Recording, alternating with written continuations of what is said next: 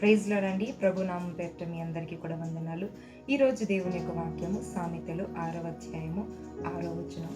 సోమరి చీమల యొద్దకు వెళ్ళుము, వాటి నడతలు కనిపెట్టి జ్ఞానము తెచ్చుకొనుము.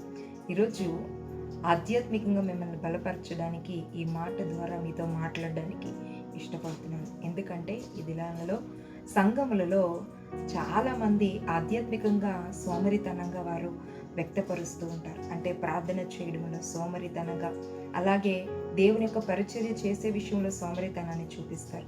ఆదివారం ప్రార్థన వెళ్ళే విషయంలో సోమరితనాన్ని చూపిస్తారు. ఇలాంటి విషయాలలో మన సోమరితనం చూపుతూ ఉన్నప్పుడు దేవుని యొక్క రాకడ దినాన మనం ఎత్తబడలేమండి.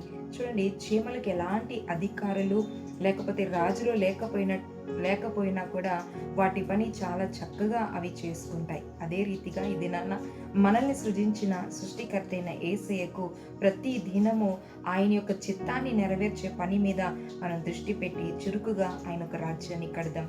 దేవుడు మిమ్మల్ని దీవించును గాక. God bless you. Be prepared for his coming.